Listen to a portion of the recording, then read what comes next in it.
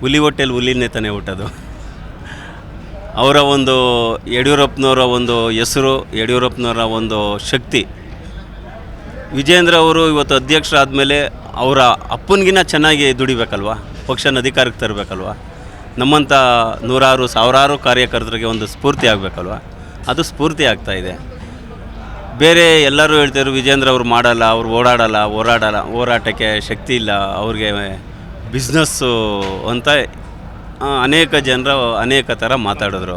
ಆದರೆ ವಿಜೇಂದ್ರ ಅವರು ನಾನು ದುಡಿತೀನಿ ಪಕ್ಷಕ್ಕಾಗಿ, ನಮಗಾಗಿ ಪಕ್ಷ ಇದೆ, ಪಕ್ಷಕ್ಕೆ ಯಾವುದೇ ಒಂದು ಕಪ್ಚ್ಯುತಿ ಬರಬಾರ್ದು ಅನ್ನೋ ಒಂದು ದೃಷ್ಟಿಯಲ್ಲಿ ಇಡೀ ರಾಜ್ಯದ ಪ್ರತಿಯೊಂದು ಬೂತ್ ಮಟ್ಟಕ್ಕೂ ಹೋಗೋಕ್ಕೆ ತಯಾರಿ ನಡೆಸಿದ್ದಾರೆ, ತಯಾರಿ ಮಾಡ್ತಾಯಿದ್ದಾರೆ. ಇವತ್ತು ಭಾರತೀಯ ಜನತಾ ಪಕ್ಷ ನಾನು ಕಂಡಂಗೆ ಎಲ್ಲ ಅಧ್ಯಕ್ಷರುಗಳ್ನು ಯಡಿಯೂರಪ್ಪನವರು, ಸದಾನಂದ ಗೌಡರು, ಕಟೀಲ್ ಅವರು ಮತ್ತು ಈಶ್ವರಪ್ಪನವರು, ಅನೇಕ ಜನರು ಅಧ್ಯಕ್ಷರ ಕೈಗಳಿಗೆ ನಾನು ಕೆಲಸ ಮಾಡಿದ್ದೀನಿ.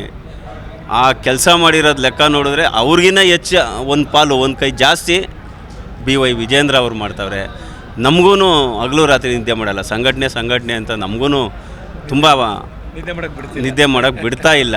ಹಾಗಾಗಿ ಯಶಸ್ವಿ ಆಗ್ತದೆ. ಇವರು ವಿಜೇಂದ್ರ ಅವರು ಅಧ್ಯಕ್ಷರಾಗಿ ಚುನಾವಣೆ ಮಾಡಿದ್ರೆ, ಅಧ್ಯಕ್ಷರು ಮುಖಾಂತರ ಇವರ ಅಧ್ಯಕ್ಷರಲ್ಲಿ ಚುನಾವಣೆ ನಡೆಯುತ್ತೆ. ನಡೆದಂಥ ಸಂದರ್ಭದಲ್ಲಿ ನಮ್ಮ ಬಹುಮತಕ್ಕಿಂತ 50 ಸೀಟ್ ಜಾಸ್ತಿ ಬರ್ತದೆ.